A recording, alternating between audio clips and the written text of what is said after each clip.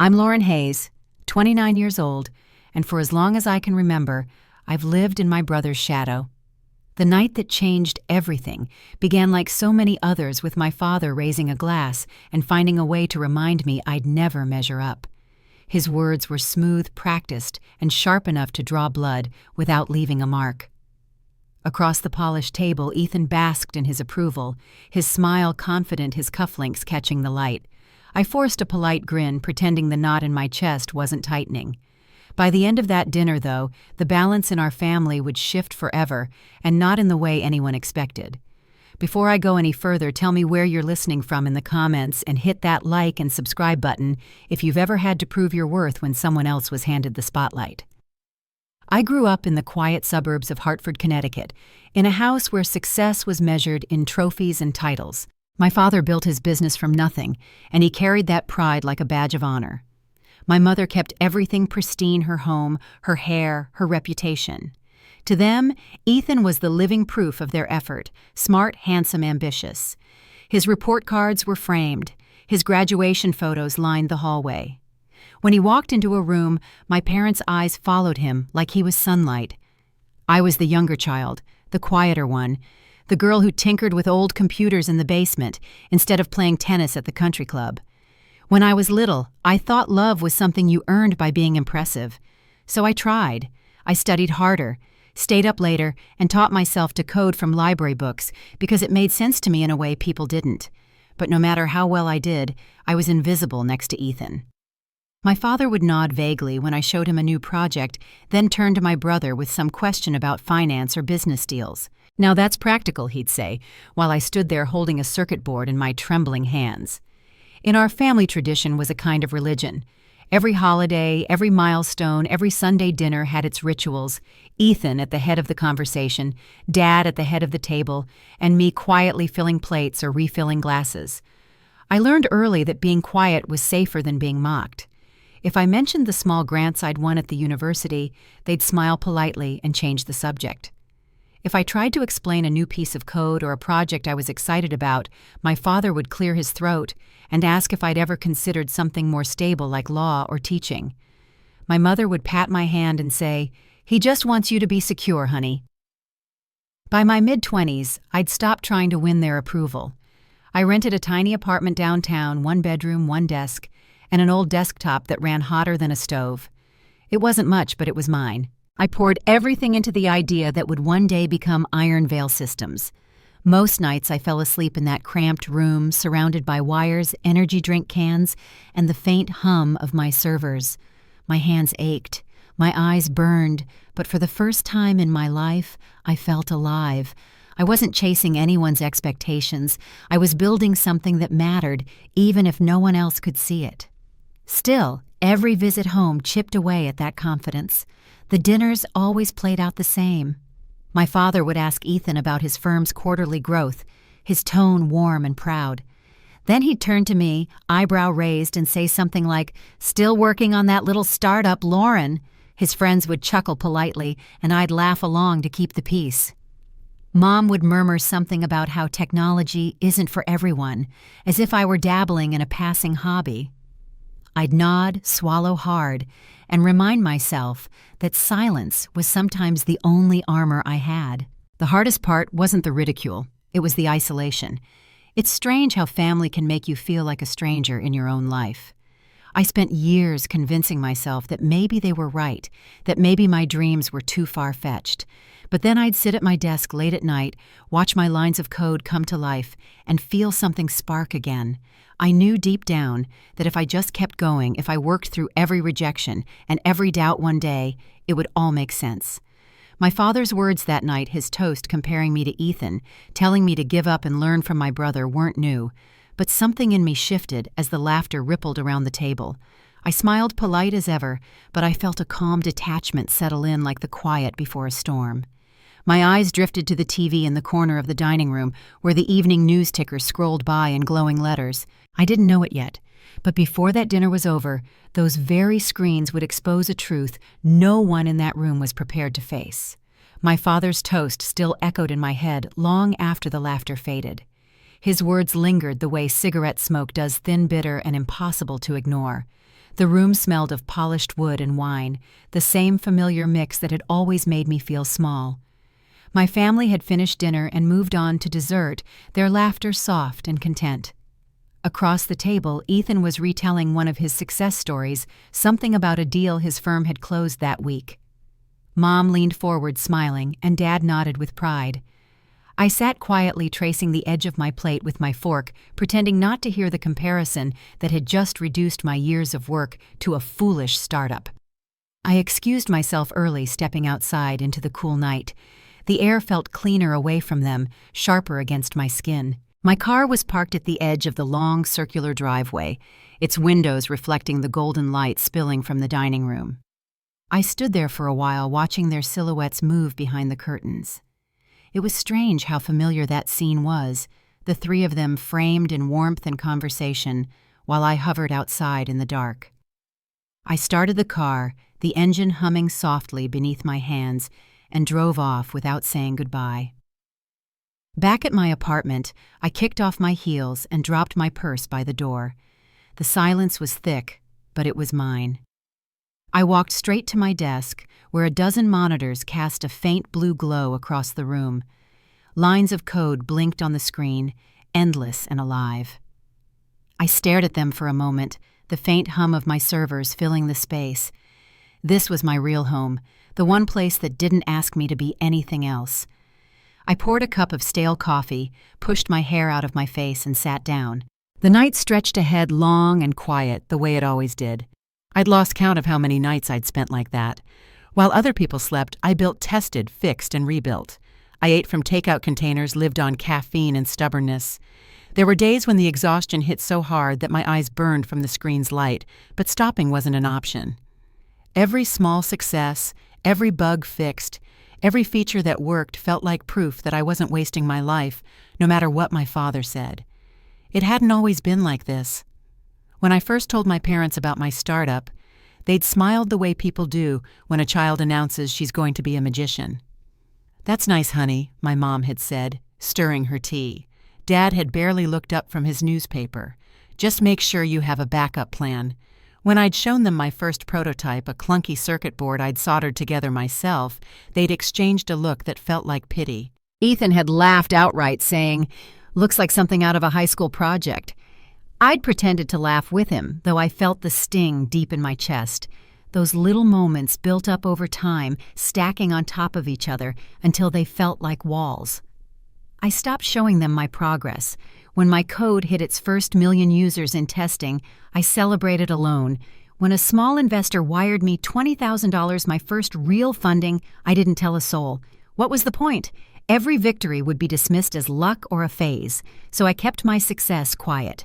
My company grew in silence, piece by piece, funded by my savings, then by quiet backers who believed when no one else did. One Christmas, my father threw his usual party, inviting half his business contacts. The house was filled with expensive laughter and the smell of bourbon.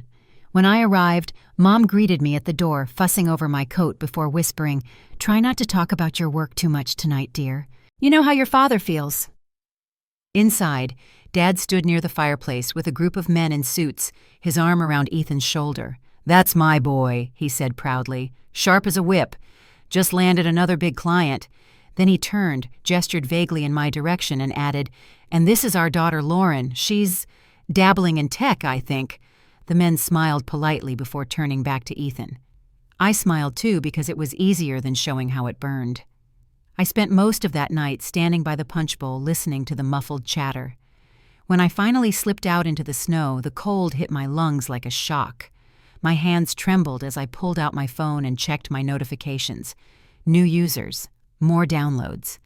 A tiny burst of validation in the palm of my hand. It wasn't applause, but it was enough. A few months later, Mom called me after church. Her voice was soft, almost apologetic. "Honey, maybe it's time to think about something more stable. Ethan knows people at his firm. He could help you find a position." I listened quietly, letting her words settle in. She wasn't being cruel. She simply couldn't imagine my dream as real. When she hung up, I sat there for a long time staring at my screen. Then I turned back to my work and started typing. The keys clicked beneath my fingers like a heartbeat. The truth was, I had already learned to live without their belief.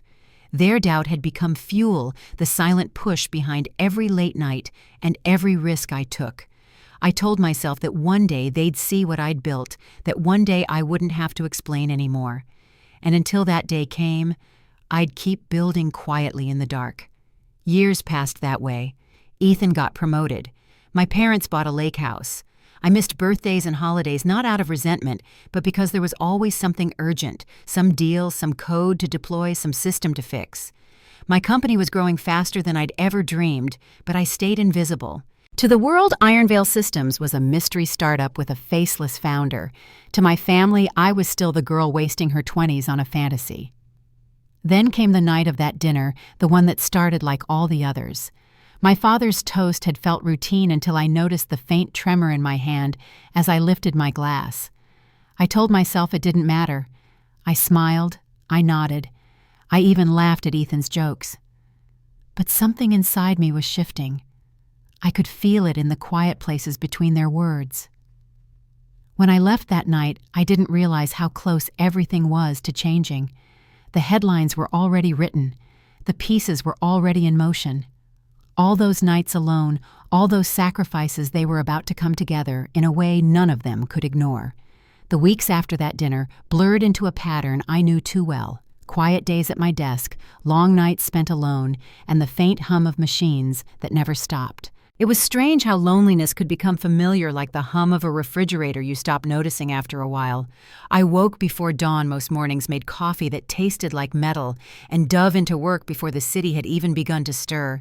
The only light in my apartment came from the soft blue of the monitors reflecting off my walls like the pulse of a heartbeat. There were nights when exhaustion pressed so hard on my shoulders that I'd rest my head on the desk just for a minute, then jolt awake to the sound of another alert or line of code gone wrong. My friends had long stopped asking me to go out.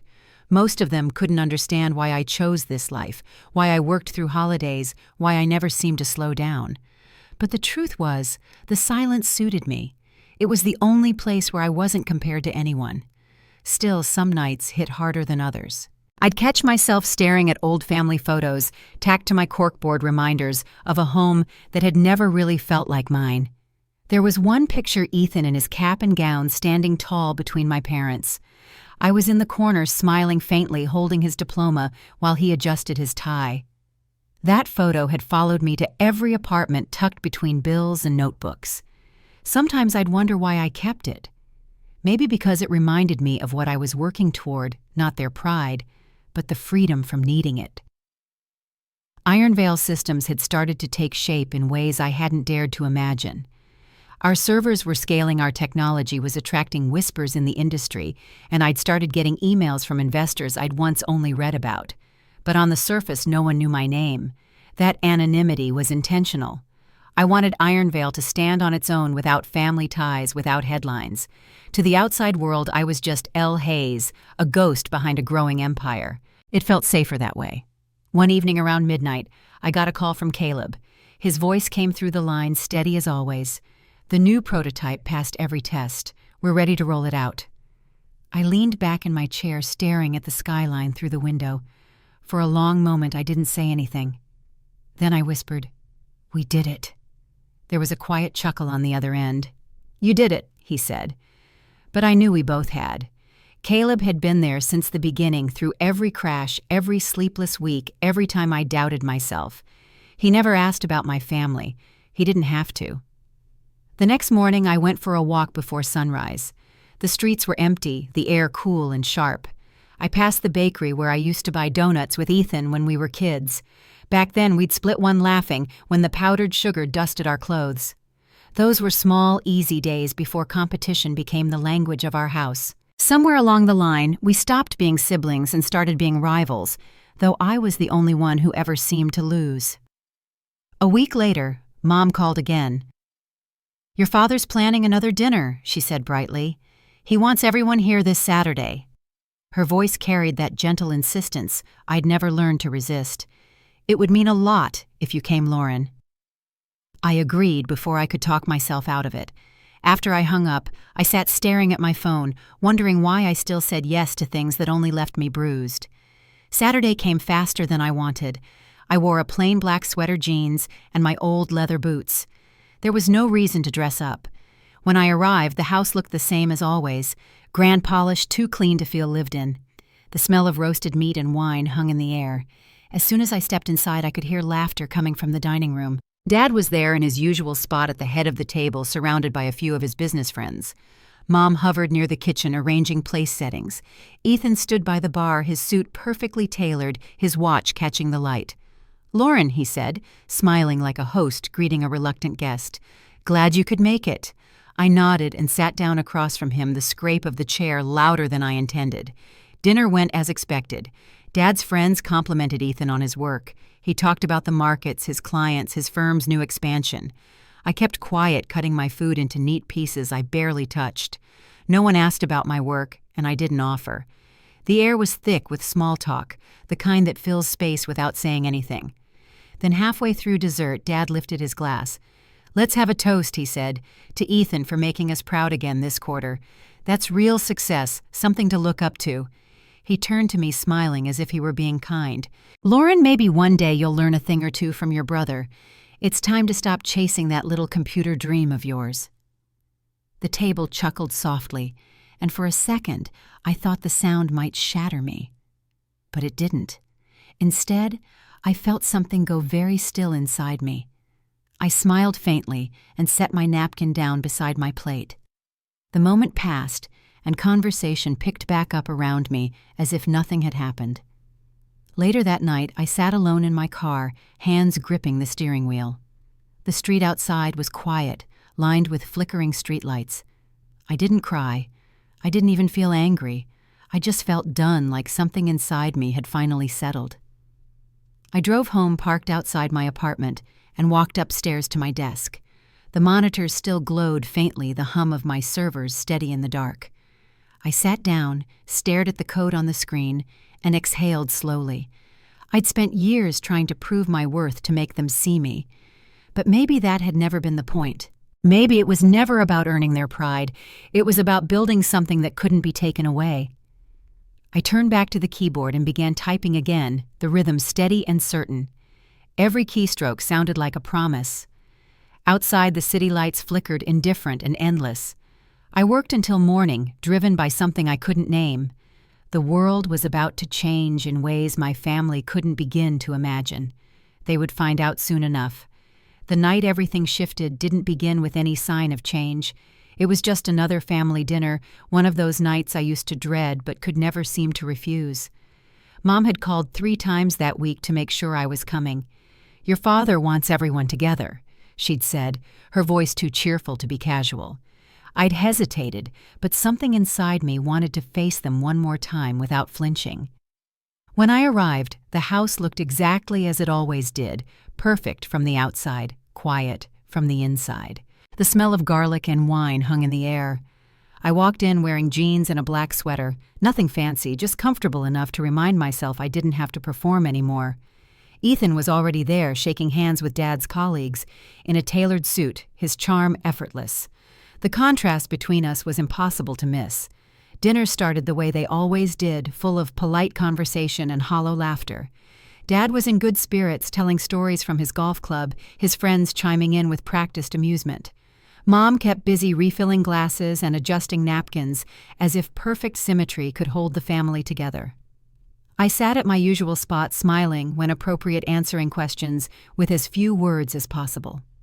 Then somewhere between the main course and dessert, Dad cleared his throat. He raised his glass and looked right at me. "Lauren," he began, "you should take a page from your brother's book. Stop wasting time on that little tech thing you're doing. You're bright enough to do something real, something that lasts." The words weren't new, but something about the way he said them that night, surrounded by friends, a hint of pity in his voice cut deeper than before. Ethan smirked faintly, and the others chuckled, thinking it was all in good humor. I smiled, though I felt the air tighten in my chest. The fork in my hand trembled slightly, but I kept my posture straight. Before anyone could change the subject, the television in the corner flickered to life. Someone must have left it on mute. The soft blue light caught my eye first, and then the bold letters scrolling across the bottom of the screen. The room went quiet, As the words came into focus, breaking news identity revealed Iron Veil Systems founder, confirmed as Lauren Hayes. For a moment, I couldn't breathe. My own photo filled the screen, taken from a magazine feature that had been embargoed until morning. The anchor's voice, calm and clear, carried across the room. After years operating in secrecy, Iron Veil Systems founder and CEO has been identified as Lauren Hayes. Current valuation, $11.2 billion. The sound of silverware clattering broke the silence. Mom's fork slipped from her hand, hitting the plate with a sharp ring. Ethan froze mid-smile, the color draining from his face. Dad's expression was unreadable, his glass halfway to his lips. His friends leaned forward, squinting at the TV as if trying to confirm they'd heard correctly. The anchor kept talking something about market impact and global partners, but no one was listening. Every eye at that table was on me. I sat still, hands folded neatly in my lap. Inside, my heart was pounding, but my voice was steady when I spoke. "Excuse me," I said quietly, pushing my chair back. "My board is waiting." The sound of the chair sliding against the hardwood filled the room like thunder. I stood, smoothed the hem of my sweater, and met my father's gaze. For once, he didn't have a word to say. Ethan's mouth opened slightly, but nothing came out. Mom just stared, her hand trembling against her wineglass. From the corner of my eye, I saw movement near the entryway. Caleb had arrived, phone in hand, eyes focused. "Sorry to interrupt," he said, his voice calm but firm. "Lauren, the story's spreading faster than expected. Market's already reacting." I nodded once. "Thank you, Caleb." Then turning back to my family, I added, "I should go." I walked past them, their silence trailing behind me like an echo. No one tried to stop me. The front door opened to a rush of cool night air. For the first time in years, I felt weightless. My phone buzzed nonstop in my pocket, calls, messages, alerts. But I didn't look. Caleb fell into step beside me as we crossed the driveway. The headlights of the car illuminated the quiet street ahead. "It's all over the news," he said. "You're trending worldwide." Inside the car, the world outside blurred past the windows. The dashboard lit up with notifications, emails from investors, messages from partners overseas, headlines multiplying by the minute. 11.2 billion. The number kept appearing, and every update climbing higher each time. I stared at it until it stopped feeling real. Caleb handed me his tablet, the livestock tracker pulsing on the screen. "We're getting calls from Singapore and London already," he said. The valuation jumped again. The numbers rose like a tide, unstoppable. I didn't say anything for a long time. My reflection in the window looked calm, but inside, I was untangling years of doubt, years of silence. All the nights I'd spent alone at my desk, all the times I'd swallowed humiliation, just to keep peace at home. They were still there, but softer now, like old scars. When we reached headquarters, the lobby lights glowed across the marble floor. A team of analysts was already waiting, their screens flashing with live feeds and market reports. I walked through the glass doors, each step steady, the sound of my heels echoing in the hall. Behind me, Caleb's phone rang again. "It's the networks," he said quietly. "They all want a statement." I stopped near the elevator, turning back to him. "Not tonight," I said. "Let the work speak first." He nodded, understanding, without question. The elevator doors closed, sealing off the noise of the world below. I watched the floor numbers rise one after another. My reflection stared back from the mirrored walls, same face, same eyes, but not the same woman. Somewhere between their laughter and that breaking news alert, the girl they'd underestimated had disappeared. When the doors opened, the entire floor was alive with motion. The team had gathered in the conference room, the glow of data charts reflecting in their eyes. They looked up as I entered, and for a moment everyone stopped talking. Caleb followed behind me, setting the tablet on the table. 11.8, he said softly. I nodded, taking a seat at the head of the table. "Let's get to work." As the meeting began, the last trace of that dinner faded into the background. The sound of typing filled the room, fast and focused. Somewhere out there, my family was still sitting in stunned silence, but I didn't need to see their faces to know what they felt. The night that began with another round of disappointment had ended in revelation, and though I hadn't planned it, the timing couldn't have been more perfect. For the first time in my life, I didn't have to defend what I'd built. The world had seen it for me. Outside the office windows, the city lights stretched endlessly into the dark. My phone vibrated again, missed calls, dozens of them. I turned it face down on the table and focused on the work ahead. Tomorrow, everything would be different. The night after the news broke, I didn't sleep. My phone never stopped buzzing calls from journalists, messages from old classmates, offers from investors. The glow from the screen painted the walls in cold light, constant and unrelenting. Somewhere between 2 and 4 a.m., I stopped checking altogether. I brewed coffee, opened my laptop, and got back to work. The world was reacting, but I wasn't chasing headlines. I had waited years for people to notice what I'd built, and now that they had, all I cared about was keeping the engine running. By morning, Iron Vale's name was everywhere. I turned on the television in the office lounge just to see it for myself. My photo flashed on screen beside a line of scrolling text, the hidden mind behind the world's most advanced systems. The anchors spoke about me like I was a mystery they had just uncovered. Behind them, Iron Vale's market value ticked upward every few seconds, the numbers climbing past 12 billion before my second cup of coffee. Caleb walked in holding 2 tablets, both covered with real-time updates. "We've received partnership inquiries from London, Singapore, and Dubai," he said, scrolling quickly. "Government contracts, too. Everyone's trying to reach you." I nodded, only half listening. The sound of typing filled the air as teams across the office fielded calls and signed agreements. What had once been a hidden project was now a global powerhouse, and I could feel the weight of it pressing down and lifting at the same time. The rest of that day blurred into meetings. I barely noticed the clock until night fell and the city lights reflected off the conference room glass. When I finally looked at my phone again, I saw what I had been avoiding: more than 30 missed calls from my parents, 15 from Ethan, and several voicemails I didn't need to hear to understand.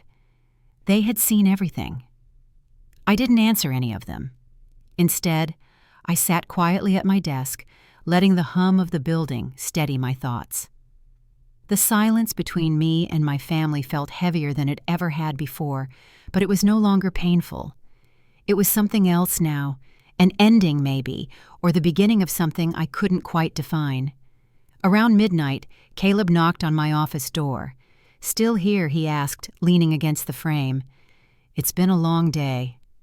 I looked up from the glowing spreadsheet in front of me.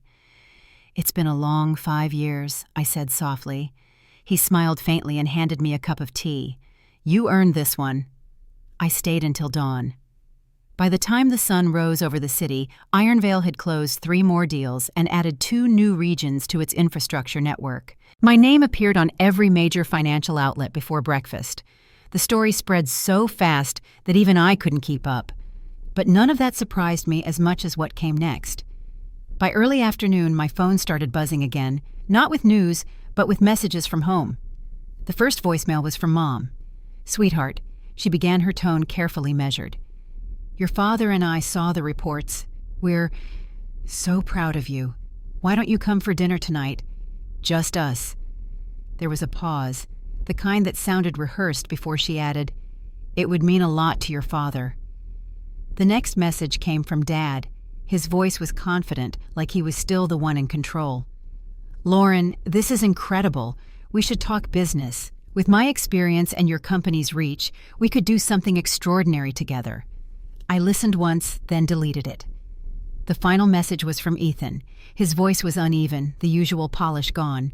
"Lauren, call me back. We need to discuss the chip supply. Iron Vale can't just look, we're family, right? Don't do this to me." For years, I had been the one reaching out, waiting for acknowledgement that never came. Now the roles had reversed, and I wasn't sure what to feel.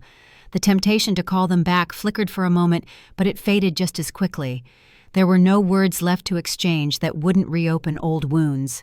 That evening, as I was reviewing contracts in my office, Caleb appeared again. "You should see this," he said, setting a tablet in front of me.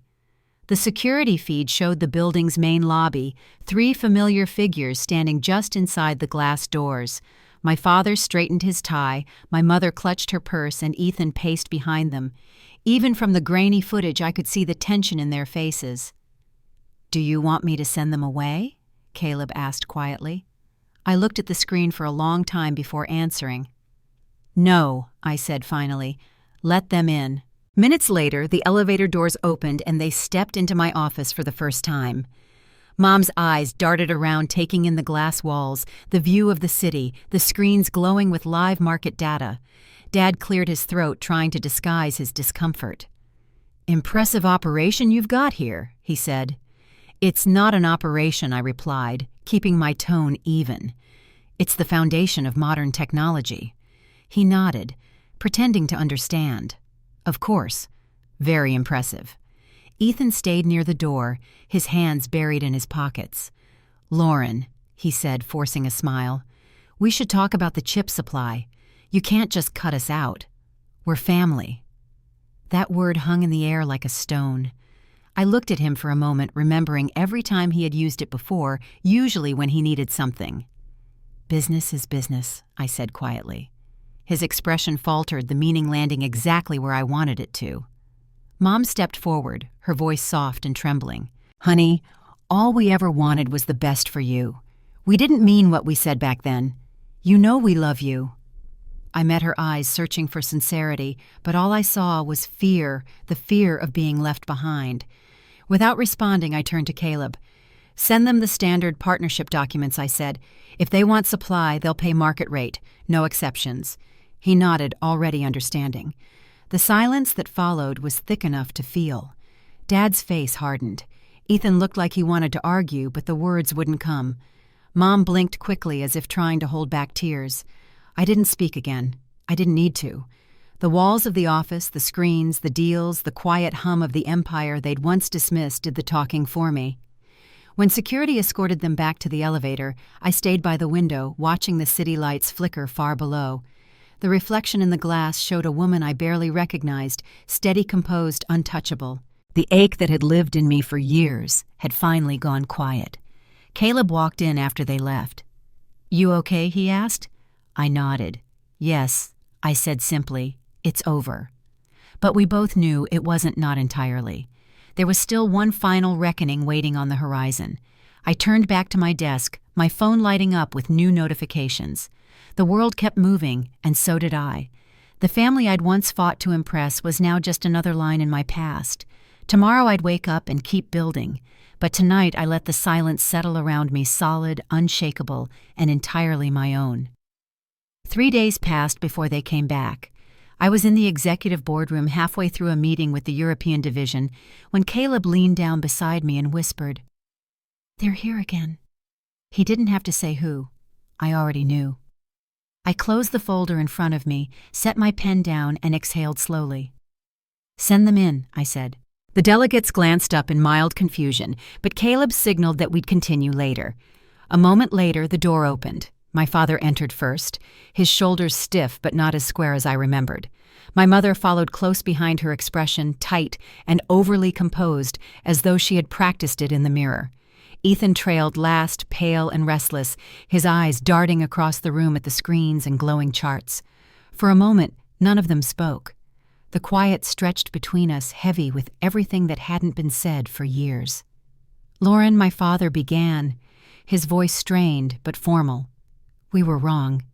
The words landed softly, almost uncertainly. I didn't respond right away. I watched him, waiting to hear what came next.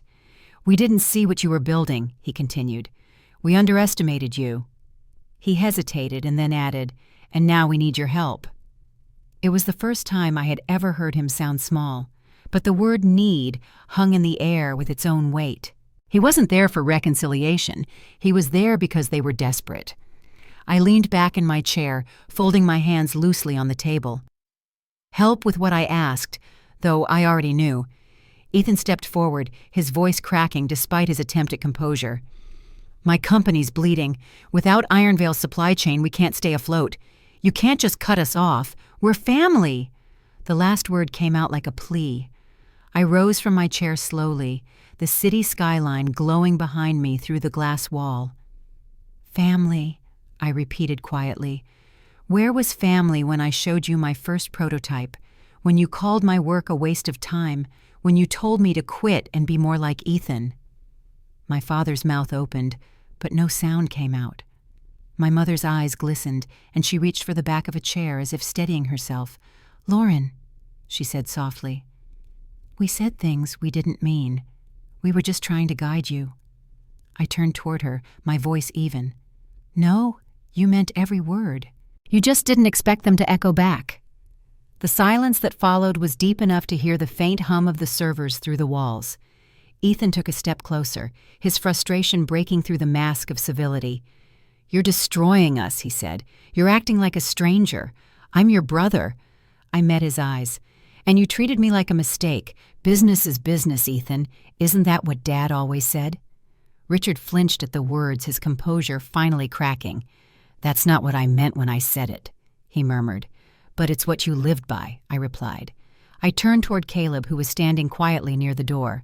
Send them the same offer as every other client, I said. If they want to do business, they'll pay market price. No special terms. My mother's voice trembled. Lauren, please don't do this. I looked at her gently, not unkindly. I'm not doing anything to you. I'm just following the rules you taught me. For a moment, no one moved. Then Caleb cleared his throat softly. The EU delegation is waiting, Lauren. I nodded. I'll be right there. My father tried once more, his tone shifting toward urgency. Think about what you're doing. This isn't how families treat each other. I glanced at him one last time, my reflection catching in the glass beside his. Neither is what you did, I said simply. They didn't speak again. Caleb walked them to the elevator while I gathered my notes. When I turned back toward the window, their figures were visible in the reflection, 3 shapes moving slowly down the hall, smaller now than they had ever looked to me. As the elevator doors closed, the ache I expected to feel never came. There was no satisfaction either, just a quiet steadiness like a wound that had finally stopped bleeding. I returned to the conference table, opened my laptop, and joined the video call already in progress. The faces of international partners filled the screen. I listened as Caleb briefed them, my voice calm when I took over. We finalized 2 contracts in the next hour. The numbers rolled upward, steady and inevitable. When the call ended, the office was quiet again. The city below shimmered in the evening light. Caleb came back in holding 2 glasses of water. He placed one near me without a word. You handled that well, he said after a moment. I just followed policy, I replied, though we both knew it was more than that. He hesitated before asking, Are you all right? I looked at him and nodded. Yes, I said softly. For the first time, I think I am. We stood there in silence for a while, the hum of the building surrounding us. Outside, the sky was deepening into twilight. For years, I had dreamed of the moment when my family would finally see me, when they'd realize what I had built. But as it turned out, recognition wasn't the reward I thought it would be. The real victory was standing here untangled from their expectations, free to move forward on my own terms. Caleb glanced at his watch. You have another call in 15 minutes with the Pacific delegation. I nodded and smiled faintly. Let's make it a good one. He left to prepare the reports, and I turned back toward the window. The city lights stretched endlessly, glowing like circuitry beneath the night sky. My reflection looked back at me, steady, composed, no trace of the girl who used to wait for approval. The quiet in the room was different now. It wasn't the lonely kind that once filled my apartment. It was peace, the kind you earn when you finally stop asking for permission to exist. Still, somewhere deep down, I knew this wasn't the end. My family wouldn't walk away easily. Pride rarely does. And though I didn't know what they would try next, I was certain of one thing. Whatever came, I was ready. The day after my family left the office, I thought the storm had passed. The silence that followed felt final, the kind that comes after a door has been closed for good. But by the 3rd morning, I knew better. Caleb walked into my office holding a tablet, his expression unreadable. They're downstairs again, he said quietly. They won't leave this time. I looked up from my notes, half expecting him to be joking. All of them, he nodded. Your parents and Ethan. Security says they've been waiting since 8. The clock on my desk read 9:15. I closed the folder, feeling the faint sting of fatigue behind my eyes. All right, I said, standing. Send them up. When the elevator doors opened, my father stepped out first, though he didn't have the same commanding air he used to.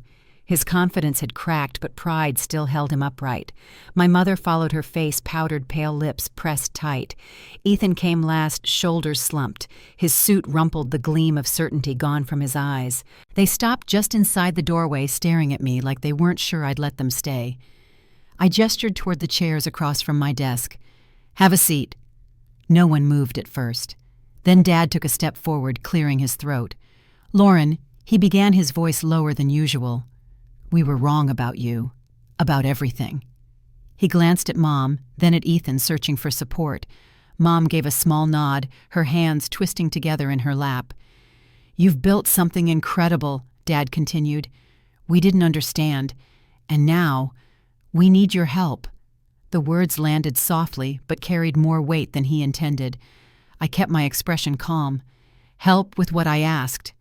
Ethan leaned forward, desperation creeping into his tone. "Ironvale's cut off every line of supply to our company. We can't build without your chips. Our investors are pulling out. We'll collapse in a month." His hands shook slightly as he spoke. "You can't just let that happen. We're family." I let the word hang in the air. "Family?" I repeated quietly. "That's what you said when you laughed at me, when you told me to quit before I embarrassed you." Ethan opened his mouth to argue, but my father cut in. "We made mistakes," he said quickly, "but this isn't about the past. We're talking about survival. You have the power to stop this."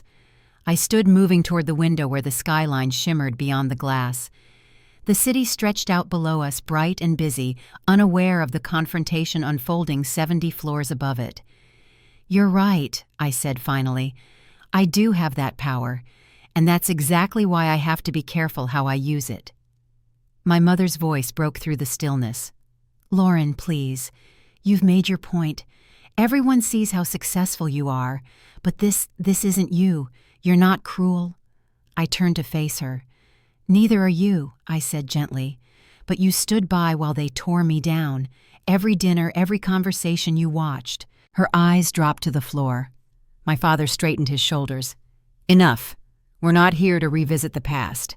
He tried to summon authority, but it came out brittle. "You're part of this family, and families help each other. Business is business." I replied, the words deliberate and steady. He froze, realizing I'd used his own mantra against him. "That's what you told me every time you favored Ethan over me. Every time you said my dreams weren't practical. You taught me that lesson well." "Lauren," Ethan said, his voice breaking, "if Ironvale keeps withholding supply, my company is finished. Do you understand?" That I looked at him, calm and unflinching. "Then it's time you learned what it feels like to be underestimated." The silence that followed was long and sharp. My father's jaw tightened, my mother's eyes shimmered, and Ethan slumped back in his chair, defeated. Caleb appeared in the doorway, tablet in hand. "Lauren," he said quietly, "the European delegation is waiting." I nodded once. "Tell them I'll join in a moment." Then I turned back to my family. "You taught me to live by rules I didn't make. Now I live by my own. Ironvale doesn't do favors. Not for competitors. Not even for blood." My father opened his mouth as if to protest, but I raised a hand, stopping him. "This meeting is over." Caleb escorted them out while I stayed by the window, the reflection of their departure flickering across the glass. They walked down the corridor slowly, my mother pausing once to glance back. I didn't move. When the elevator doors closed behind them, I let out a breath I hadn't realized I'd been holding. The city below looked different, somehow smaller. The ache that used to twist inside me after every argument with them was gone. In its place was something quieter, resolve maybe, or release. Caleb returned a few minutes later. "You did the right thing," he said softly. "I know," I said. My voice was calm, almost steady. "They'll survive. They always do." He nodded and handed me a folder. Headlines are already spreading. "Ironvale founder rejects family bailout." I smiled faintly without bitterness. Let them print whatever they want. The truth doesn't need to be defended. As night fell, the office emptied, leaving only the low hum of servers and the glow of the skyline. I sat alone at the long table, reviewing the numbers scrolling across my screen. Ironvale was stronger than ever, its reach expanding with each passing hour. And somewhere out there, my family was finally learning what it meant to live without control. For years I'd carried the weight of their judgment, believing success would heal the hurt they caused. But sitting there surrounded by the empire I'd built from their disbelief, I understood something else. Justice didn't always come in loud confrontations or grand gestures. Sometimes it arrived in silence and the quiet assurance that I had survived and they couldn't take that from me. I closed my laptop and stood the reflection of the city lights washing over the room. The phrase my father had thrown at me so many times came back one last time, softer now, like an echo fading into the distance. Business is business. Tomorrow the world would keep talking. The headlines would keep spinning. But tonight, I allowed myself a rare stillness, the calm that follows when you finally stop chasing what was never yours to earn. Weeks passed after that final meeting, and the headlines slowly began to fade. The noise of success quieted into a steady rhythm, the way waves settle after a long storm. I returned to my routines, the early mornings, the quiet office before sunrise, the hum of servers coming to life. Iron Veil no longer felt like a secret built from defiance. It was simply what I had made of my life, solid, steady mine. Every now and then, messages still came from my family. Short ones at first. Mom sent a photo of the old house with a single line, "We're thinking of you." My father's words came weeks later, formal and careful. "I hope you're well." I didn't respond to either. There wasn't anger in my silence this time, just peace. Some distances are better left quiet, not because of pride, but because forgiveness doesn't always need to return to the same table where the hurt began. Ethan's company folded by spring. The press wrote about it for a few days, then moved on to the next story.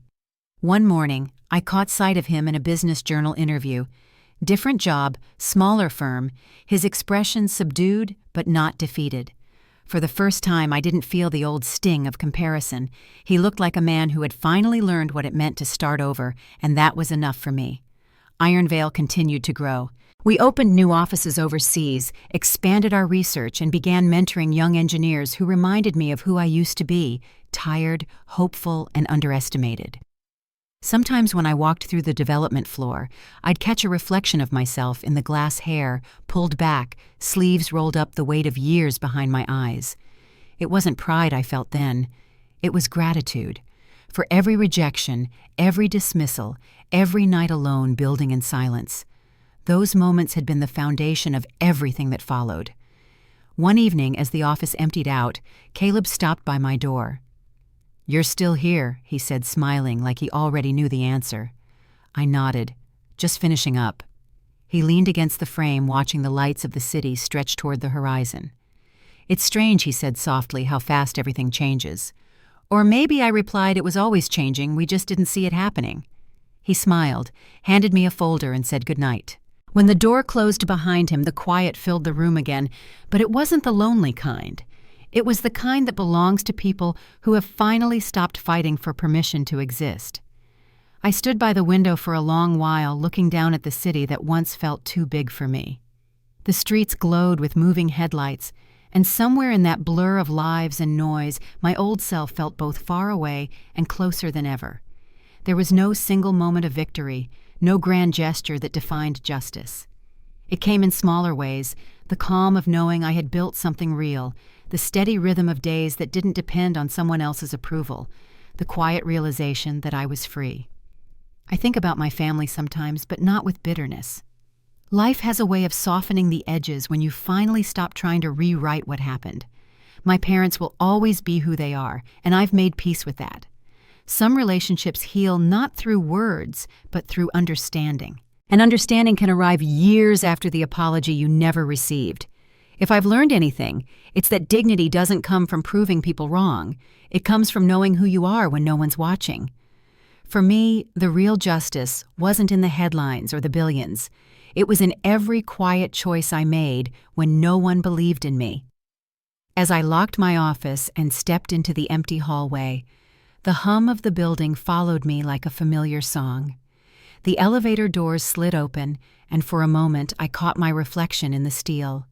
Not the girl who once begged to be seen, not the woman who built an empire in secret, but someone in between, finally content to just be.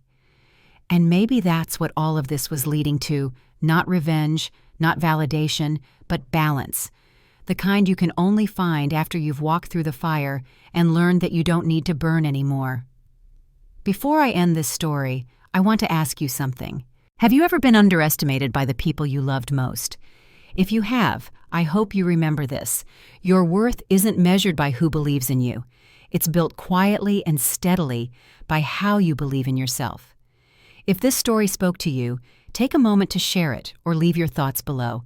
I'd love to hear how you found your strength when no one else could see it. Because sometimes the quietest success really is the loudest kind of justice.